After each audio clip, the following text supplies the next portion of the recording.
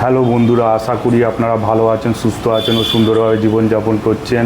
আমি কবির কাউরি আপনাদের জন্য নিয়ে চলে এসেছি কান্তারা চ্যাপ্টার 1-এর মুভিটির রিভিউ নিয়ে। তো মুভিটি কেমন হয়েছে? মুভিটি আমার মোটামুটি লেগেছে, না খুব ভালো না খুব খারাপ। তো আমার মোটামুটি লেগেছে, কিন্তু অনেক রিভিউয়ারদের এটি ভালো লেগেছে, তো আমার সেরকম লাগেনি।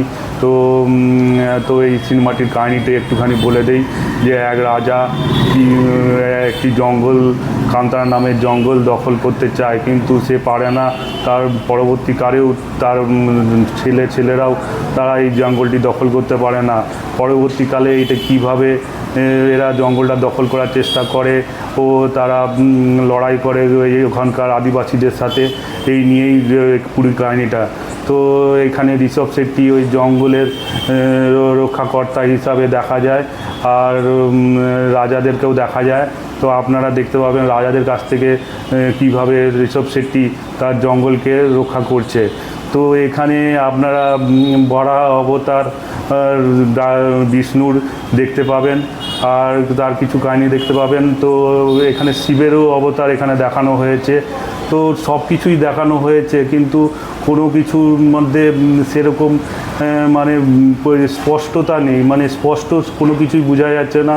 অনেক কিছু করার চেষ্টা করা হয়েছে, কিন্তু কোনোটাই ঠিকঠাকভাবে কার্যকর হচ্ছে না। তো আমার কাছে এই সিনেমাটা একটা মানে গোলক ধাঁধার মতো হয়ে যাচ্ছে। তো সিনেমাটি আমি বোঝার চেষ্টা করছিলাম অনেকবার, কিন্তু কেন এরকম সিনেমাটা বানানো হয়েছে সেটা বুঝতে পারছিলাম না। তো সিনেমার মধ্যে নানা কাহিনী, নানা ক্যারেক্টার, অনেক কিছু দেওয়া হয়েছে, আর সাসপেন্সও আছে, থ্রিলও আছে, কিন্তু তবুও আমার কেন কি জানি সিনেমাটা ভালো লাগছিল না। আর অ্যাকশনগুলো খুবই ভালো ছিল, তো তবুও সেই অ্যাকশনগুলো ওয়ার্ক করছিল না, একটু স্ট্রেচেবল মনে হচ্ছিল, আর কিছুটা জানা পরিচিত মনে হচ্ছিল, যেমন বাহুবলী থেকে কিছুটা নেওয়া মনে হচ্ছিল। আর কোনো কিছু অনেক জায়গা থেকে সব কিছু কাহিনিটা মনে হচ্ছিলো একটু একটু করে নেওয়া।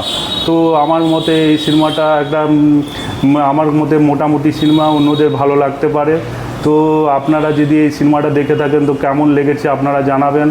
আর এই সিনেমায় যে অভিনয় করেছে ঋষভ শেট্টি আমার খুব পছন্দের অ্যাক্টর। আর কান্তারা সিনেমাটি আমার তার দেখে খুবই ভালো লেগেছিলো। কান্তারা চ্যাপ্টার 1-এর জন্য আমি খুবই আশায় ছিলাম যে খুব একটা ভালো সিনেমা দেবেন তিনি, কিন্তু ততটা আমার আশা পূরণ করতে পারেননি। আর এইখানে রুক্মিণী আর গুলশানের অভিনয় খুব ভালো হয়েছে। রুক্মিণীর যে লাস্টের যে ট্রানজেকশনটা, মানে যে পরিবর্তনটা দেখা দিল, সেটাও মোটামুটি ভালোই লেগেছে, কিন্তু আমার মনে হয় আরেকটু ভালো হতে পারতো, আরেকটু ভালো করে দেখাতে পারতো। আর গুলশানের ক্যারেক্টারটা তো প্রথম থেকেই একই রকম ছিল। তো আপাতত আমার ভিডিওটা এতটুকুই রইল। পরবর্তী ভিডিওর জন্য আমার চ্যানেলটাকে সাবস্ক্রাইব করে দেবেন, আর বেল আইকনটা প্রেস করে দেবেন পরবর্তী ভিডিওর নোটিফিকেশনের জন্য।